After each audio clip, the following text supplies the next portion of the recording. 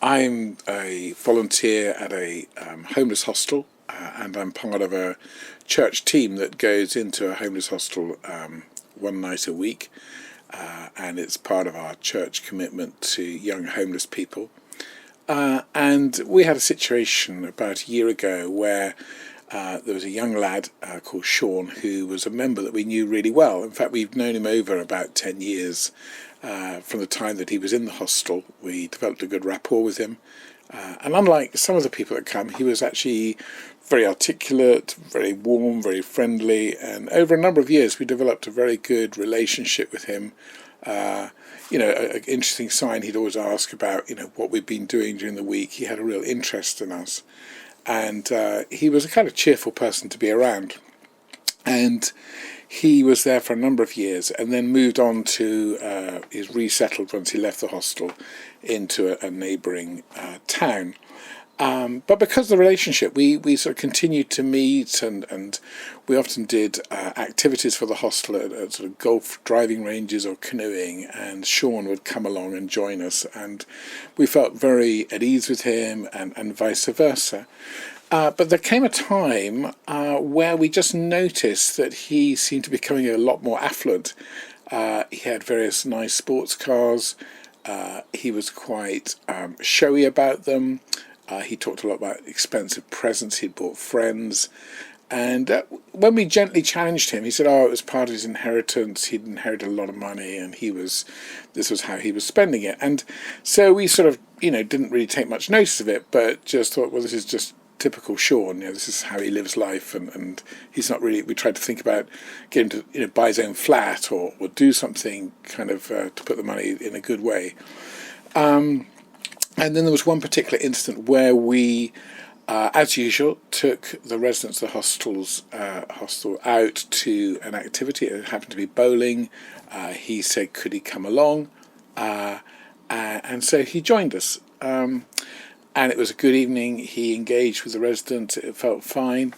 It was only later that week, when we'd been to the bowling alley, that the manager of the hostels phoned us and said they discovered drugs on one of the most vulnerable people in the hostel, and it transpired that Sean had supplied him with the drugs. So there was a bit of a safeguarding investigation, and I was involved in challenging him about the supplying of drugs, and it became a very difficult conversation. He denied it was him. He said it was passed on, but more and more evidence came to light that he was probably part of a County Lions network. The more we challenged it, the more aggressive he became.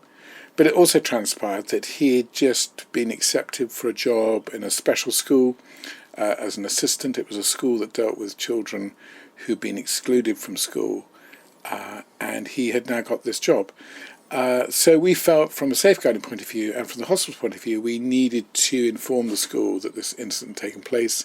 When we told him this, he became even more aggressive and threatening, and particularly threatening languages towards the young person who he'd supplied the drugs to. As it happened, nothing transpired. The police were involved, but they dropped the charges. It was a bit unclear why. But there was a consequence to all this. As a team, I think we felt we'd been taken for a ride. We put a lot of trust in this person, and it led to some consequences that we couldn't go back to the hostel for a while until they completed their safeguarding procedures. And then any future events, we were involved in the hostel, we had to have an additional staff member from the hostel with us. So there was a kind of loss of confidence, and I think as a team, a sort of slight sense that we've been sort of a bit naive really about this situation. So I think some learning from the story. Well, what is that? I think we, as I've said, we were a bit naive about, we didn't spot the signs early on, the changing cars. He progressed to a bigger Mercedes, which was very flashy. That was an obvious sign. Some of the aspects around his expenditure, etc. So I think, we were very naive to that. And I think also blending him as an old resident with new residents was a huge mistake. So I think, we've learned a lot from the situation. And I guess at the end of it, you're left with a feeling, how do you build trust? How do you build rapport with vulnerable people, and yet at the same time not be taken for a ride, be aware of the safeguarding issues? How do you hold that balance? What's the cost of being supportive and engaging, yet you could find yourself in a difficult situation as we found? So lots to learn and lots to reflect on.